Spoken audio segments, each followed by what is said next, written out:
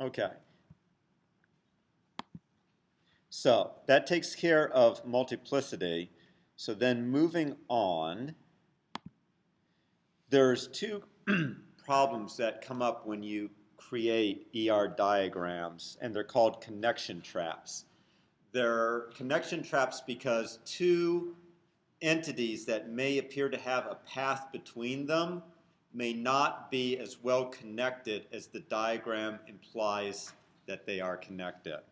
So the two main types of connection traps are fan traps and chasm traps, and we'll also often want to rewrite the relationships to get rid of them.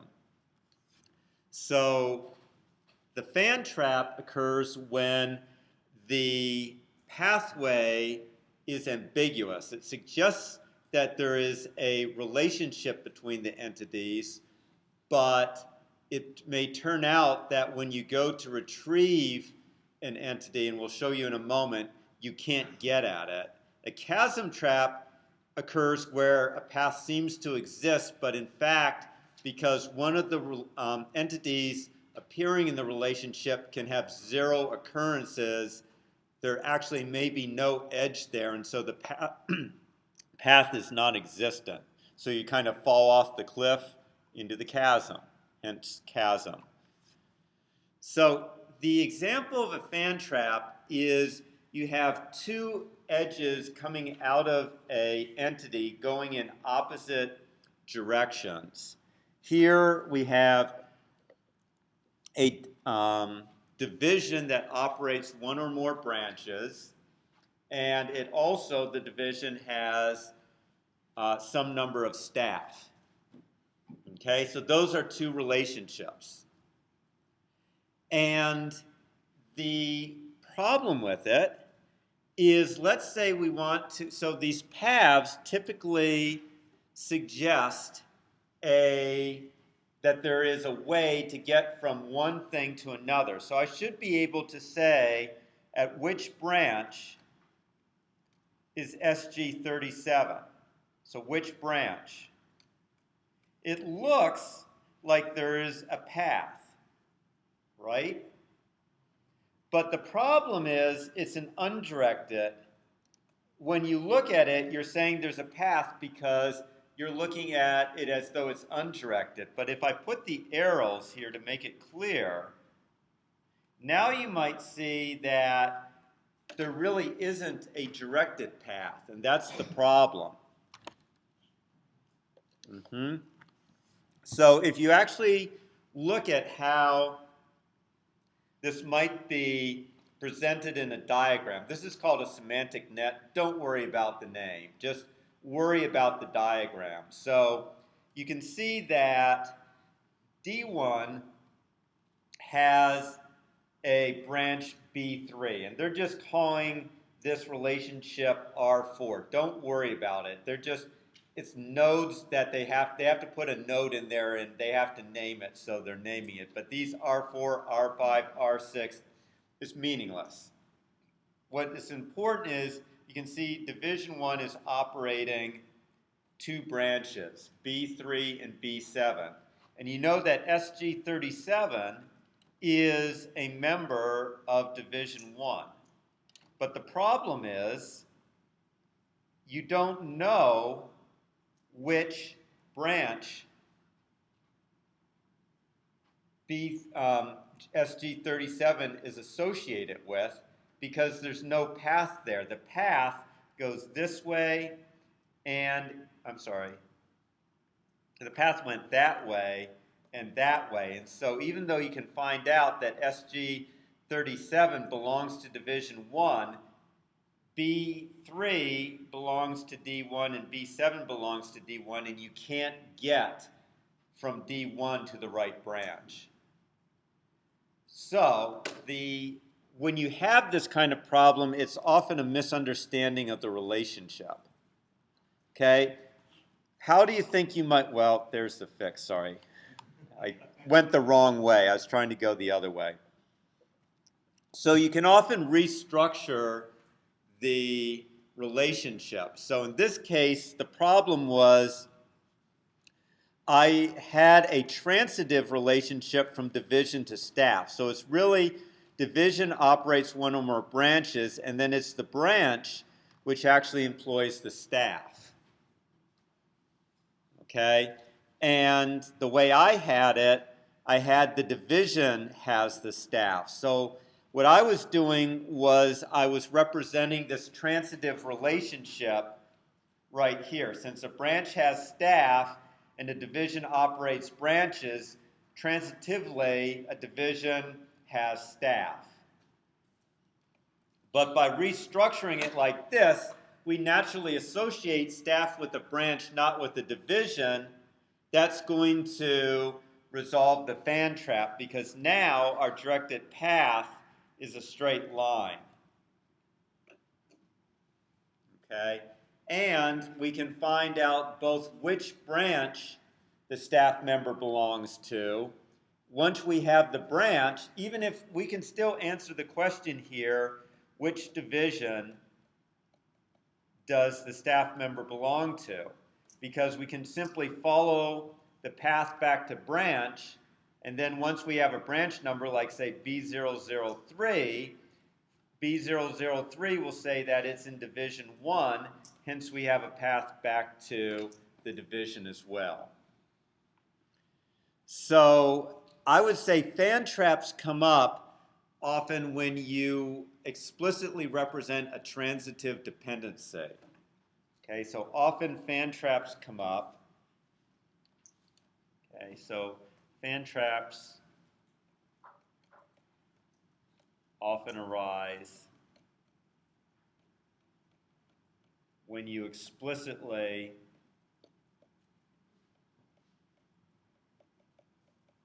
represent a transitive relationship. So you don't want to represent explicitly transitive relationships.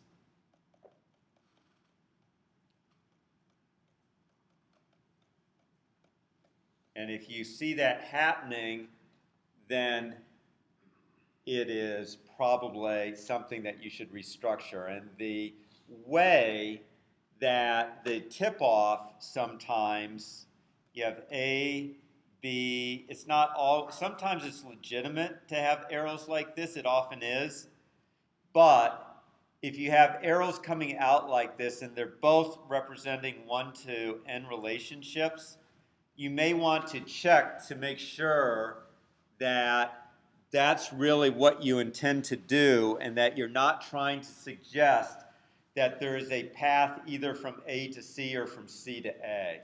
Because with the arrows going in opposite directions, there is no such path. And I know that this is a little confusing because the arrows, the way the arrows are pointing, they're pointing into the staff and into the branch. And the path is actually going backwards, like that. So the query path actually is going backwards along the relationship. But in order for there to be a path between two entities, there has to be a directed path between them. One way or another, there has to be, in the entity relationship diagram, a directed path.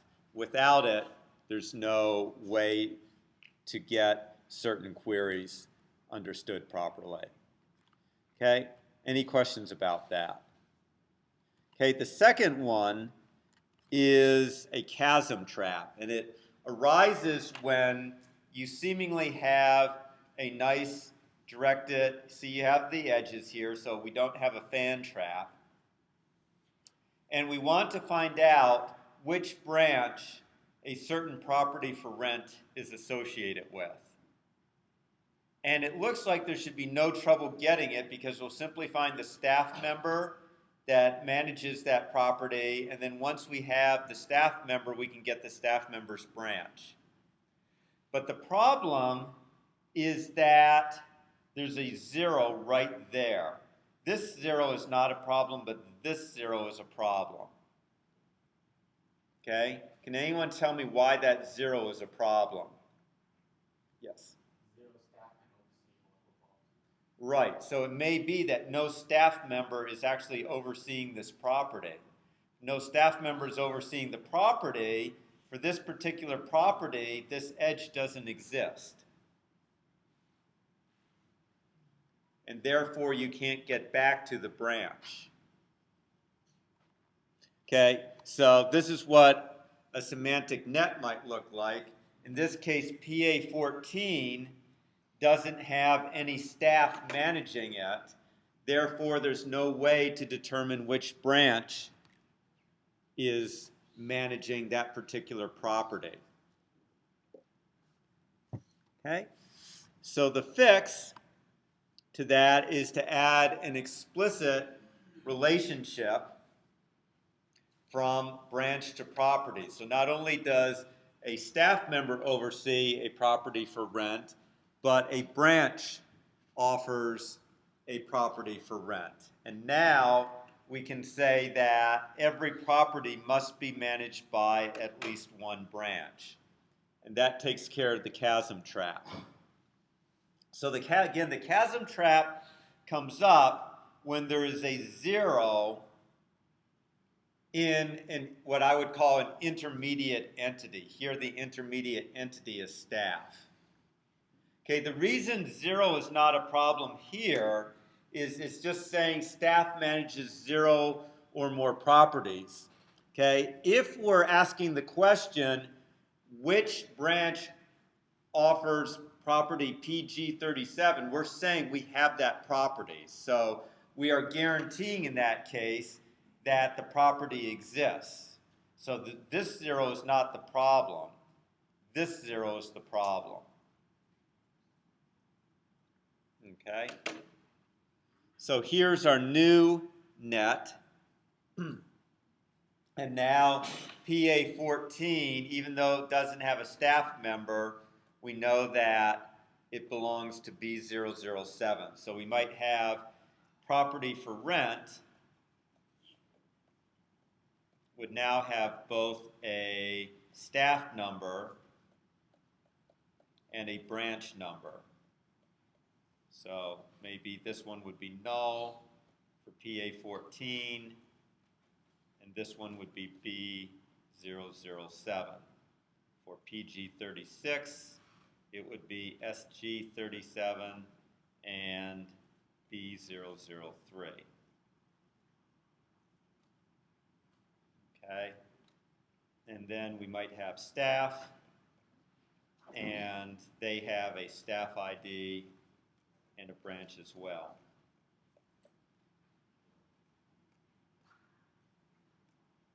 Now, this one has a problem. This solution solves one problem and introduces another problem. What problem do you think that this solution introduces?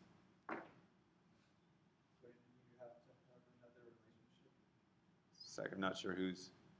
When you have to have like another relationship or entity to store all of that information? No, I actually managed it here. I just drew it out. So you just add another foreign key to property for rent.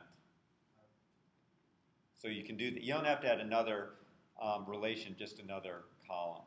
Yes. If the staff member who is overseeing the property switches branches, then you're going to have like two different connections that go from the property to two different branches. Very good. So you introduce what's called the possibility for an update anomaly. The opportunity. It's not necessarily going to happen, but let's say that staff member 37 moves from B003 to branch B007. Okay? Now you have the issue that, let's say that as a result of SG37 moving, you want this property for rent to also become B007. You have to remember to update the branch information in two places, once in the staff relation and once in the property for rent relation. So you introduce some redundant information. potentially redundant information, and that means that you could potentially, on an update, if a staff member moves to a new branch, if you forget to update all of that staff member's properties, you will have out-of-date information for the properties branch. So the problem with resolving chasm traps is that it introduces redundant data or redundant columns. I'll say redundant data, which could cause update anomalies.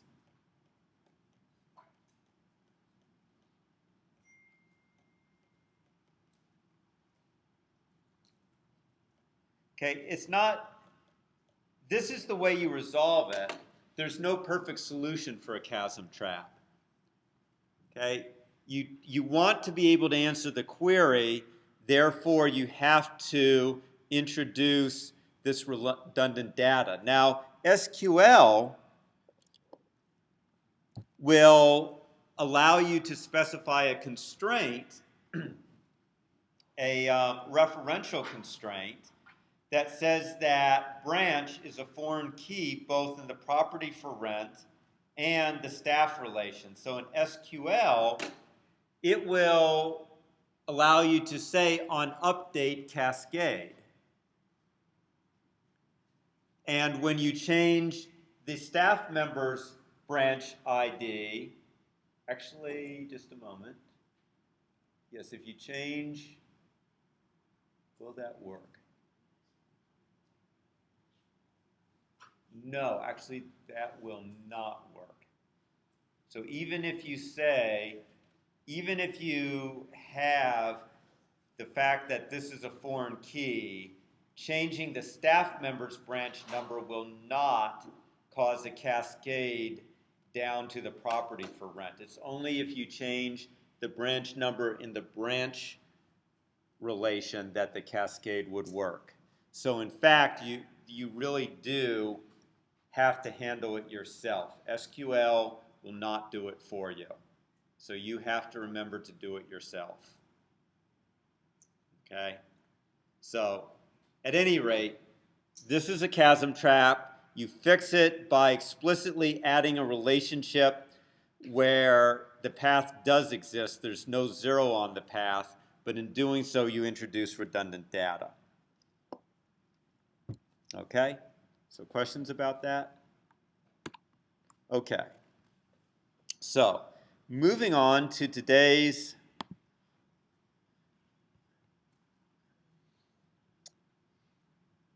lecture. Fact, let me put up a second. I don't have a second. Well, you're going to have to, on your computers, are going to have to bring up the description of today's case study, or hopefully you read it and you have some idea of what's going on. So we have a investment firm, and we basically want to create a database for that investment firm. So the first thing we need to do is create an ER diagram for this investment firm. Okay, and we're given some information, A through J. And then we're given some questions. We define the entities and attributes for each entity. We identify primary and foreign keys. We draw an ER diagram. You can't always answer the first question completely before you answer 2 and 3. It's kind of an iterative process. You might try to define some of the entities, then probably you would try to create the ER diagram, then probably you would answer number 2. So the actual order is you might start by answering question I, then try to go on to draw the ER diagram, and then you might answer 2. So I'll just write it 1, 2, 3. Can anyone tell me why you might try to do 3 before you do 2? or at least part of 2. After the first part, you may be able to do part of 2, but part of 2 you may not be able to do. What information do you need in order to specify a foreign key? Someone said something, but you need to know the relationships. So you can't really answer what the foreign keys are until you've drawn the ER diagram to determine what the relationships are. So you might be able to identify the primary keys after step 1, but there's a good chance you can't identify the foreign keys because you need to know what the relationships are before you can identify the foreign keys. Okay, so what I tend to do is I just go through the problem and I just start with A, and what I'm trying to do is determine whether that's defining an entity or not. Okay, so A says the firm has a number of offices. Each office has a number of investment advisors who service investors. Investors own stock that pay dividends. Okay, so tentatively here, what are entities based on A? Provisionally, we can draw an inference that there are certain entities in our thing based on A. Offices. Advisors, and investors. Very good. Offices, advisors, and investors. Okay, there's a fourth one here that may provisionally be there or may not. Probably stock. But I agree. So the difference is offices, advisors, and investors are physical entities, right? And a stock is more one of these conceptual beasties. So it's possible it could be a relationship. It's possible it could be an entity. So we'll just put a question mark right there, right now. Okay, so now we go to B. And we see that an office is managed by one of its advisors. Okay, at this point, I'm going to skip B if I'm doing it because I'm thinking this doesn't add any new information about the entity. So I'm going to make multiple passes through this list. And this is what I'm suggesting you do. So I don't think B adds any information. It reconfirms that office and advisors are entities. I might make a note that what does B seem to describe? A relationship. So I might just put an R there I might even put question mark to indicate that looks like it's a relationship. Okay? Then it says an investor has a name, a unique investor number, a single investment advisor, and owns 0 or more stocks. Okay? So, to me, this confirms an investor as an entity. So it's giving attributes. That's nice. So C is really information about an entity. It's really confirming that an investor, not going to put a question mark, it's giving me information about an investor. Should be clear at this point that an investor is an entity. There's also something else here that I should perk my ears up at, which is, yes, it seems to be telling me something. This seems to be a red flag for a relationship. Okay, it certainly seems to be giving me multiplicity for a relationship. So this seems to be strongly implying that. Okay, it also seems to be reinforcing, before I had a question mark next to stock, right? Probably going to start to erase this question mark because it sure looks like we're treating a stock as though it is an entity. Okay, so I'm going to remove the question mark. Okay, moving on to D, it says each investor's holding of a stock contains information about the stock's ticker symbol, the stock's name, the number of shares of stock owned by the investor, and the dividend per share paid by the stock. Okay? So, this one is a little hard to manage. Okay? Each investor's holding of a stock. Okay? I'm going to let it go for the time being because this is a bit of a mouthful. The question is, what is holding? Is holding an entity? Is this saying something, or is it, so I guess I'd be saying, what is a holding? Is it an entity? Is it a relationship? Is this telling us something about a stock? I'm not really sure. I have a lot of questions. At this point, I think D is confusing. It's not confusing. It's very clear in presenting us information. When I say it's confusing, I'm saying it's not really clear how it's going to fit into the ER diagram. It's not clear if it's giving me information about an entity or if it's giving me information about a relationship. I have questions, so I'm kind of writing down what some important things. It's talking about a holding, but what is it? Is it an entity? Is it a relationship? Then I have a question about stock because I see that a holding is a holding of a stock. So is this information about stock? I'm just not clear where to put it in right now. So I'm going to come back to D. I'm going to put a big question mark here and I'm going to leave a question mark here because I need to come back to them. So I'm going to move on to E. Okay, what does E tell me? Attributes of an entity. So attributes, this is attributes of an advisor. So it's attributes of an entity. This really reinforces for me that advisors, just like C confirmed that investors were an entity, E really confirms for me that advisors are an entity. Okay?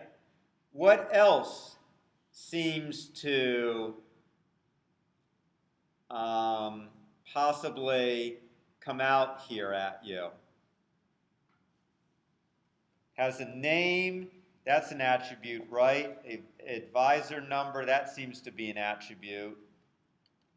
What about this puppy? That seems to be a relationship, doesn't it? Seems to indicate that there's some kind of relationship with investors. So I need to mark this. I don't know, maybe you circle it or maybe you highlight it in a color. Hey, does this have nice colors for me? No, it doesn't. Okay. Well, if I had a nice highlighter, I might highlight relationships in green and entities in blue, but I don't quite have that right here. So I'm just going to circle it in green because it looks like it's a relationship. It certainly seems to be talking about multiplicity. And an office to which the advisor belongs. Relationship again, because an office is another entity, it appears. So this also appears to be a relationship right there. Okay. Moving on, F. An office has an office number and an address. Entity attributes. No relationships there. Those are just entity attributes, but we'll put a check next to offices. It sure seems that offices. Okay. An advisor is associated with only one office. Relationship. Okay. And this relationship seems to be related to this relationship, right? So what is given me is the two multiplicities for that particular relationship, the two ends of it. Okay, so we've got the two multiplicities for that one knocked in. An office may, so we go to H, an office may have multiple advisors. It's a relationship. Again, it seems to be showing multiplicity. Okay, another thing that tips you off that it's a relationship is it talks about entities there. It's not talking about attributes. So typically, this description is giving us information about one of three things. It's telling us either we have an entity, we have attributes with that entity, or we have some information about a relationship. So there's three kinds of information we're getting here. Essentially, A gave us the entities. Normally, the beginning of the description tells us what our entities are. The rest of it is typically just confirming that and giving us information about the entity's attributes and information about relationships. Okay? The dividend per share is determined by the stock. So all holdings of IBM pay the same dividend. What does that appear to be? Attribute. Very good. This one, the way it was worded was a little tricky, but it appears to be an attribute of a stock. Okay? So now J, when a stock gets purchased or sold by an investor, we record the stock's ticker symbol, transaction price, date, number of shares purchased, investor who purchased or sold the stock, and the advisor who conducted the transaction for the investor. Wow, that's a mouthful. Okay. What is going on there? Because we have a lot going on, right? So, first of all, we seem to have a lot of entities in here. Stock, investor, advisor. Okay, but we also seem to be having attributes in here. We're recording the stock's ticker symbol, the transaction price, the date, the number of shares purchased or sold. Here's another entity. Looks like we have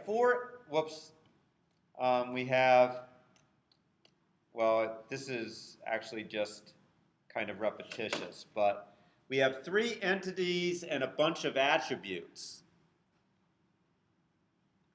Okay? Does that seem to jive with anything that I talked about last time?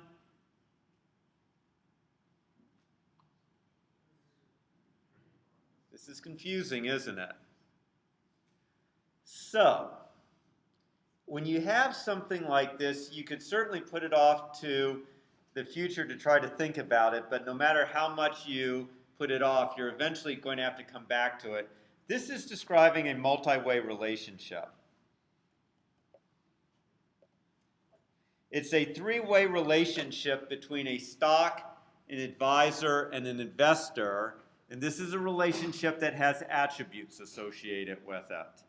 Remember last time we had newspaper advertises properties. It was a end-to-end relationship with attributes. This is what J is. It's a multi-way relationship. It's not introducing any new entities here. Okay, we already knew that stock, investor, and advisor were entities. It's not introducing any new attributes that should be associated with any of those three entities. Now, you could try to claim that this purchase is an entity, but this purchase isn't really an entity. It's really something that's happening. It's a relationship between a stock and an investor and an advisor. An advisor is purchasing a stock on an investor's behalf. So this is a multi-way relationship. Okay, questions about that? Not claiming this is easy to see, but when you get these complicated looking descriptions and you have multiple entities involved, there's a good chance it's a multi-way relationship. Okay? I'm probably going, nope. Okay, so out of this, I really came up with probably 4 entities: an officer, an advisor, an investor. I'm still a little up in the air about a stock. I'm a little off here. Let's see. How did I do this? Up. Not down here. That's not. There we. Is this right? Yep. Yeah. That's Thank right. you. Okay, so I seem to imply that a stock had a dividend. And now I can go back to D, because D was the thing that had a question mark. And it seemed to be saying stuff about stocks, like it was saying that a stock's ticker has a ticker symbol, okay, a 3 or 4 character code that uniquely identifies the stock, and the stock's name. So it does appear from D that part of D is talking about the attributes associated with a stock. Okay? But it's doing so in the context of a holding of stock. Okay? But stocks kind of have an independent existence outside of an investor, which is to say, multiple investors may hold the same stock. So I would say that D and I give us information about the stock's attributes. So based on that, I hope you have this all written down, because I'm going to have to erase it. I really have no way around it at this point. Okay, so I am going to erase it. Ready? Gone. Okay. So, its first one says define the entities and attributes for each entity. So, I can probably at this point, I have office, investor, advisor, and I have stock. And we just went through stock. A stock has a dividend, a ticker symbol, and a name. Okay, the office, if we go back, the office, F said that an office has an office number and an address. So presumably office number is its identifying thing. So office number and address. And an investor, we go back, C said investor has a name, a number, an investment advisor, and owns 0 or more stocks. Well, we said investment advisor and 0 or more stocks seem to be relationships. So we'll just for the moment put down name and investment number.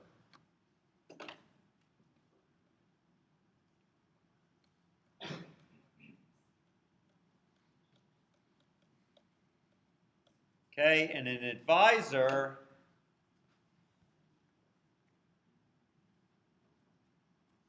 whoops. Advisor, where was an advisor? An investment advisor has a name, advisor number, and then some relationships. So, a name,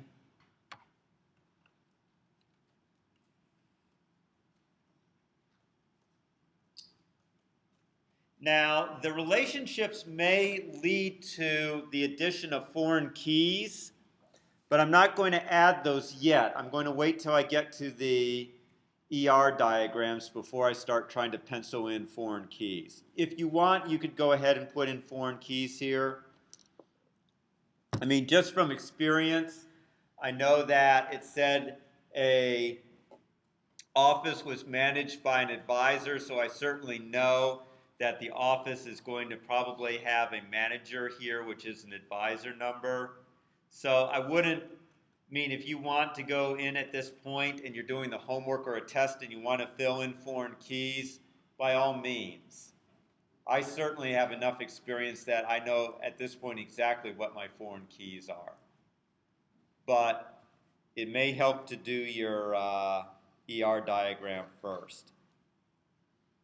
Okay, certainly at this point, I can identify primary keys. So I'll do the obvious ones: office number, investor number, advisor number, and what do you think it is for stock? Ticker is the unique ID. That's one we didn't have to make up. Okay, stocks come with that's something assigned by the market exchanges. So we didn't have to create an artificial ID for a stock because someone else already did it for us. Okay, so we kind of answered one. We're a bit of the way through two as well. Okay, so now we need to do the ER diagram.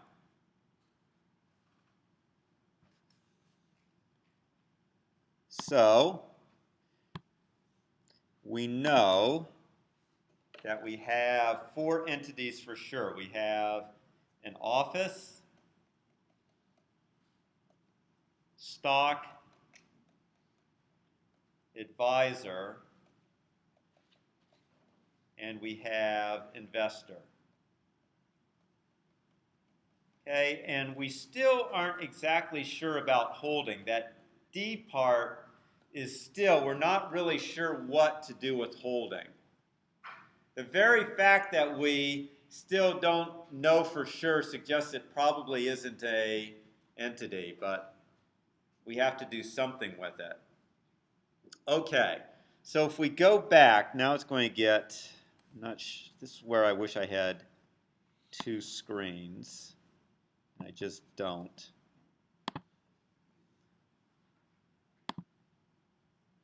Not only that, somehow I closed off that file. Okay, so let's quickly go back through our relationships. So we had that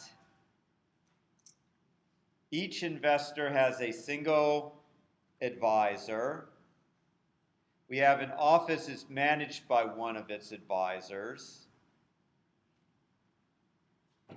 Okay, we had the office to which the advisor belongs, one or more investors that the advisor services. This is a relationship. An advisor is associated with only one office. An office may have multiple advisors. And then we had this multi-way relationship, right? So, oh yeah, it moves. Okay, get rid of these. Yeah, CS150 test coming up. Move this over. Give me my cursor back, thank you. Okay, so it looks like an office is managed by one of its advisors. No, we're not going to get away. Okay, there we go. So which way should the arrow go? The way that it's suggested there, an office is managed by one of its advisors. So should we draw it this way, or should we draw it that way? Should go up. Okay? So I say it should go from advisor to office, which is the opposite of what the B says. B says an office is managed by one of its advisors. So what did I say about relationships? Give me my cursor. Thank you. So what did I say about relationships naming? They should be described by an action verb. And B is using a passive to be verb, which suggests that we might want to turn it around, in which case we get the active manages. Okay, so I would put it that way. Have to figure out what the multiplicity is. It says an office is managed by one of its advisors. So we know that it's managed by a minimum of one advisor, and it certainly implies that it's managed by a maximum of one. And nowhere does it really say in here where. Does it say investment G? Thank you. Yes, G, no, it says an advisor is associated with only one office. That's a little different. That's a different relationship. Okay, this isn't the manages relationship. So nowhere in the description does it actually say that an advisor can manage at most one office, but Tyler's kind of on the money, which is G says that an advisor is associated with only one office. That kind of implies that an advisor can only manage one office, right? Does that everyone see the implication that Tyler's taking?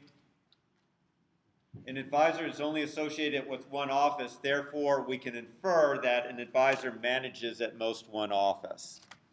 Whoops, zero, because not every advisor is a manager. So that's manages 0 or 1 office. Okay, while we're at it, we do have says that, let's go, come on. So what happens is the smart tablet takes away my cursor for a couple seconds. Okay. So if we look down, so we look at H, because we're kind of at it, I'm sorry, G, an advisor is associated with only one office. And we also know H, an office may have multiple advisors. So G and H define the same relationship, just different ends of it. Does that make sense? Take a look at G and H and see if you agree with me that they define different ends of the same relationship. Okay? No?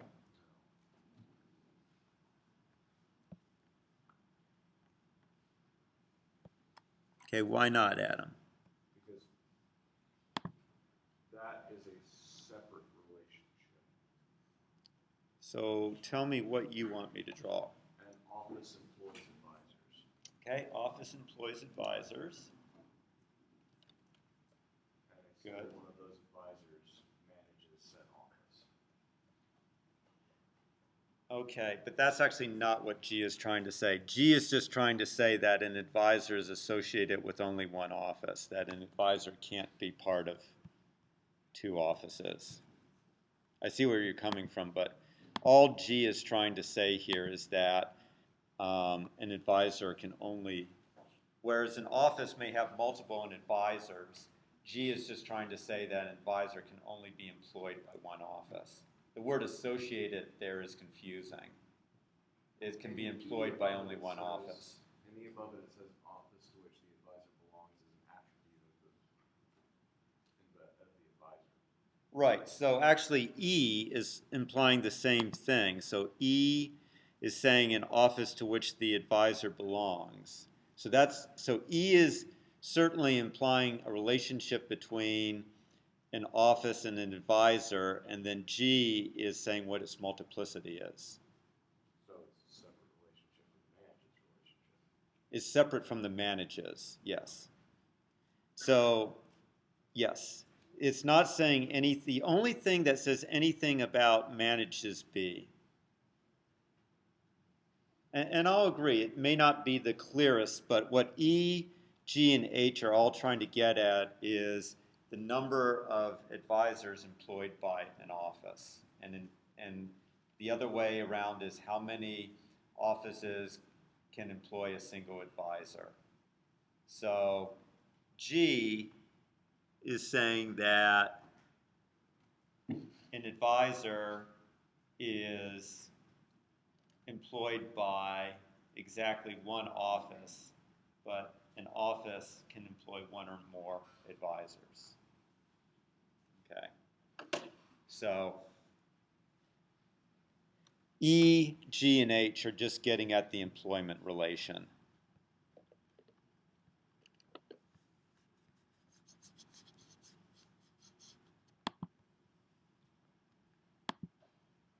Other questions about that? Wow. How do I get rid of this? No. This. I want to get rid of this. Ah. Trash. There we go. Okay. So we've taken care of H. We still have J outstanding. We still have D outstanding. We still have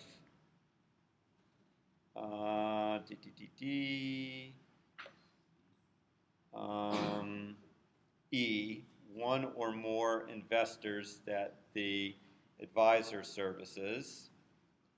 So C, this and this relation are the same.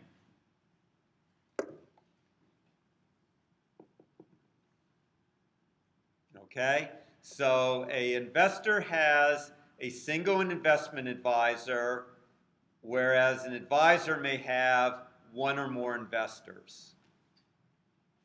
Okay, and this suggests a nice verb, services. So we'll say that an advisor, because we're all about service, services, investor. And what should I write for next to investor? I'm going to write ...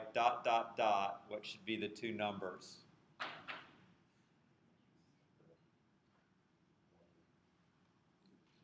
So this is where you need to ask, can an advisor not service any investors? It's probably possible, right?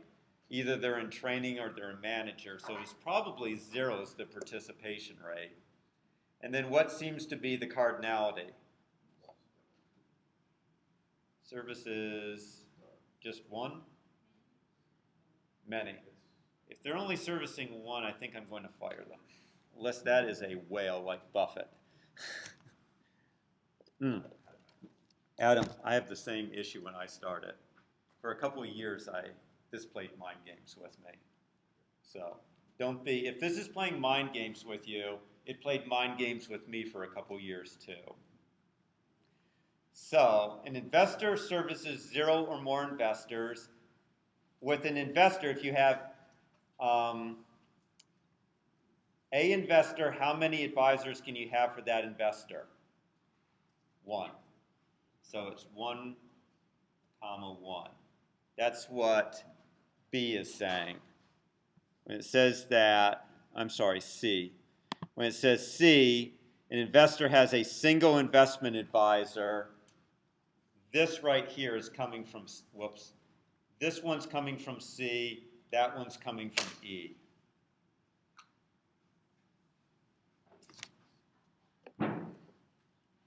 Okay. This one, let's see, H. This one came from H. This one came from G. These two, this one came from B. Oh, whoops. This one came from B, and 0 to 1 is kind of inferred from G, I believe. So I'm just trying to show you where we're getting these multiplicities from. Okay, now there is no relationship we know of between an office and a stock, nor between an office and an investor. But we're still got D and J to deal with. So J was a multi-way relationship between a stock, an investor, and an advisor. So an advisor purchases stock on behalf of an investor. So here we need our diamond because that's how we represent multi-way relationships. And I'm going to call it the purchases.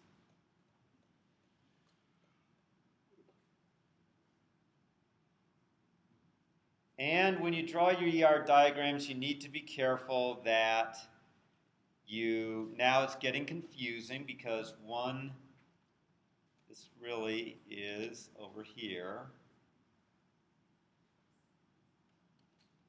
Okay, so now we want the multiplicities associated with this multi-way one. Okay, so the way you do it is you look at each one. So I want to figure out the multiplicity for a stock.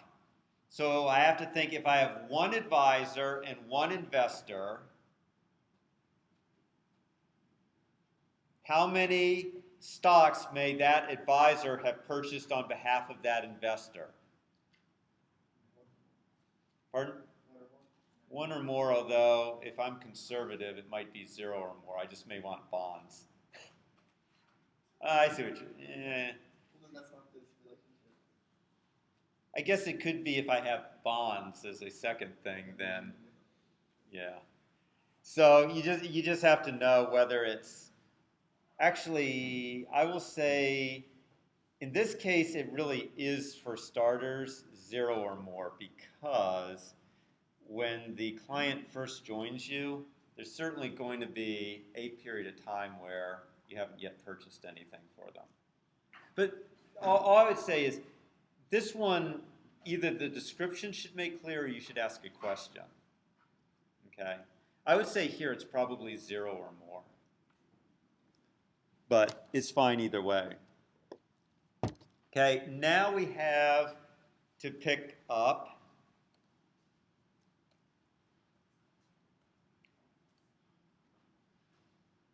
this one for an investor.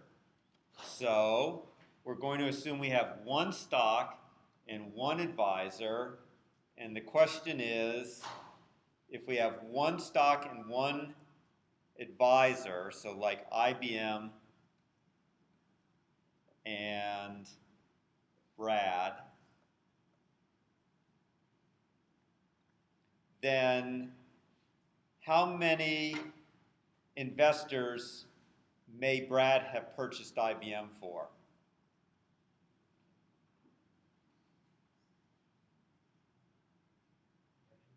Pardon? Many.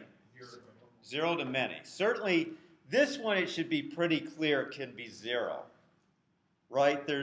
I may have decided that IBM is a wretched stock and I'm not going to buy it for any of my clients or investors, or I may end up buying it for many of them.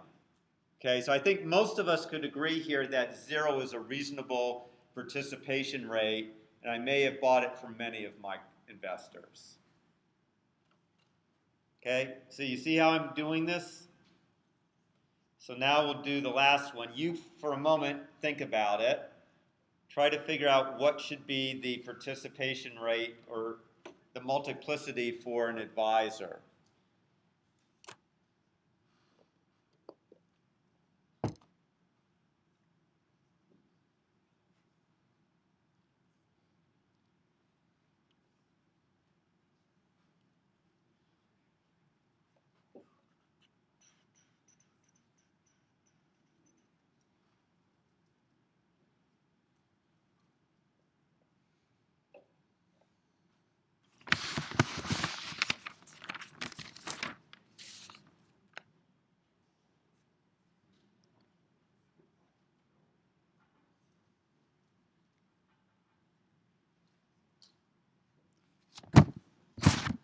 So what do we come up with? There is a 1 in there somewhere. That is true. Well, we have, so if we have a stock, which is IBM, we will assume that for Brad, and we'll assume in this case that the purchase has been made. So we'll assume that this only matters if we made a purchase. Okay? So it's, I mean, you could look at it one way. You could look at it as, well, no one ever purchased stock IBM from me, so you could say it's 0. Or you could look at it as, if someone has purchased stock, then it's one advisor, a minimum of one advisor had to do it. So I'm going to say 1, but I'm not going to argue with you if you want to claim 0. And it comes down to now, can I switch advisors or not? We did say that an investor has only one advisor, right? So it would seem that the cardinality has to be 1. Does that make sense? Right? Do we agree? The question is, over time, I may get a new advisor, right? So it's possible that over time, it could be more than 1. This is where on a test, I would want you to state an assumption in telling me how you got to it, because I think it's right to either write 1 or star in there, depending on the assumption you make.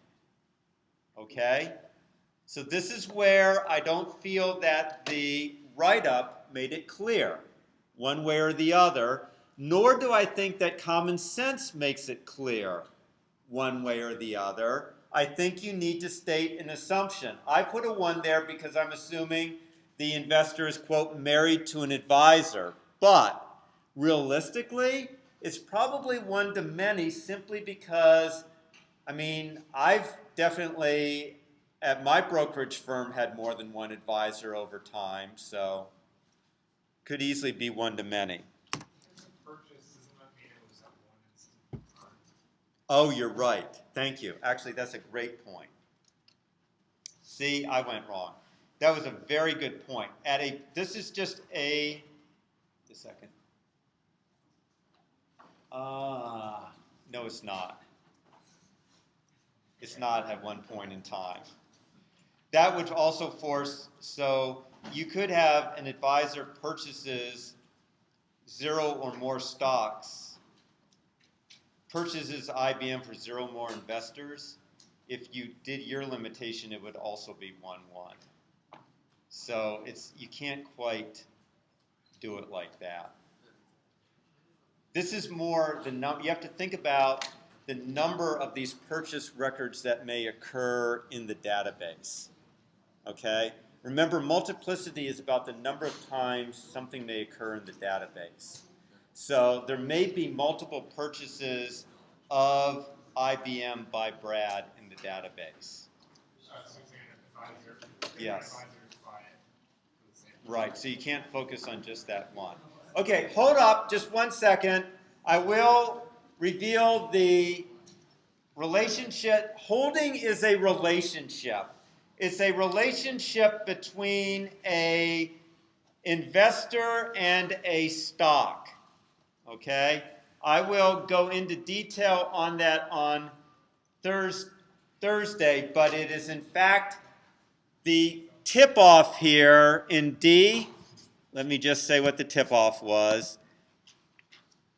It was an investor's holding of a stock. So when it was an investor's holding of a stock, there's a bit of a tip-off that that's a relationship going on there. Okay? So in fact, a holding is a relationship between a stock and an investor. D was a holding.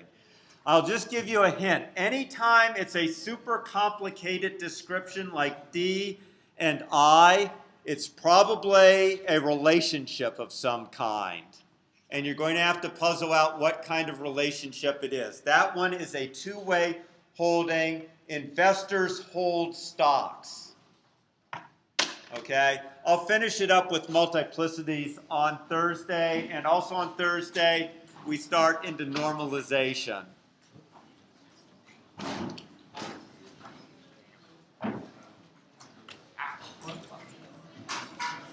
Yes, there is a quiz over this. There is a quiz today. I just got a question. There's a quiz over this.